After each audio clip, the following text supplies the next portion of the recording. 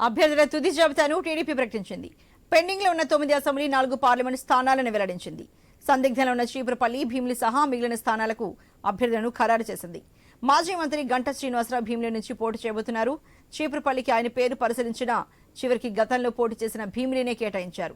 కదిరి స్థానంలో అభ్యర్థిని టీడీపీ మార్చింది. అక్కడ కందుకుంట యశోద పేరును తొలుత ప్రకటించగా ఇప్పుడు ఆ స్థానంలో ఆమె భర్త మాజీ ఎమ్మెల్యే కందుకుంట ప్రసాద్కు టికెట్ ఇచ్చింది. సీనియర్ నేత మాజీ మంత్రి కళా వెంకట్రావు, కలిశెట్టి అప్పలనాయుడు హెచ్ఎర్ల స్థానాన్ని ఆశించారు. పొత్తులో భాగంగా ఆ సీటు బీజేపీకి కేటాయించారు. దీంతో ఆ ఇద్దరు నేతలకు వేరే చోట అవకాశం కల్పించింది.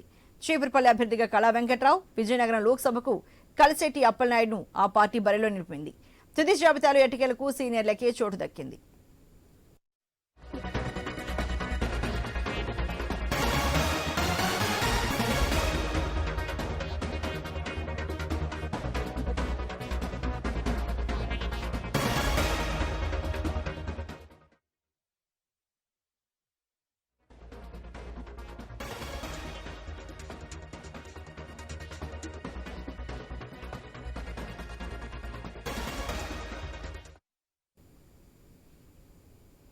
అభ్యర్థుల తుది జాబితాను టీడీపీ ప్రకటించింది. పెండింగ్ లో ఉన్న 9 అసెంబ్లీ 4 పార్లమెంట్ స్థానాలను వెల్లడించింది. సందిగ్ధంలో ఉన్న చీపురుపల్లి, భీమిలి సహా మిగిలిన స్థానాలకు అభ్యర్థులను ఖరారు చేసింది. మాజీ మంత్రి గంటా శ్రీనివాసరావు భీమిలి నుంచి పోటీ చేయబోతున్నారు. చీపురుపల్లికి ఆయన పేరును పరిశీలించినా చివరికి గతంలో పోటీ చేసిన భీమిలిని కేటాయించారు.